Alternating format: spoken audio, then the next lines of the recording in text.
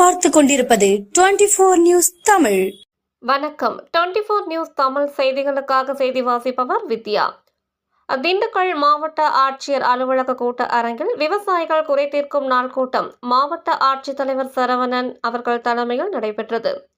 இன்றைய கூட்டத்தில் திண்டுக்கல் கிழக்கு வட்டம் கூவநூத்து ஊராட்சி, நொச்சியோடைப்பட்டி ஊராட்சி, கோட்டைப்புதூரில் சாலை மற்றும் லைட் சென்டர் முதல் சிறுமலை அடிவாரம் வரை சாலையை சீரமைக்கவும், பஞ்சப்பட்டி கிராமத்திற்கு வேளாண்மை பொறியியல் துறையின் மூலம் உழுவதற்கு 5 கலப்பை பொக்கி கலப்பைகள் வழங்கவும், வேளாண் கூட்டுறவு சங்கத்தின் மூலம் விவசாய பணிக்கு பயன்படுத்தப்படும் டிராக்டர் வாடகை நிர்ணயத் தொகை ரூபாய் 500 ஆக குறைக்கவும், வீடு பொதுமக்களுக்கு குடிநீர் வழங்கவும், மின்சாரத்துறையின் சார்பில் பவர் கிரிட் அமைப்பதற்கு நிலம் பெறப்பட்ட விவசாயிகளுக்கு இழப்பீட்டு தொகை வழங்க வேண்டும் என்பது உட்பட பல்வேறு கோரிக்கைகள் தொடர்பாக விவசாயிகள் 60 மனுக்கள் அளித்தனர்.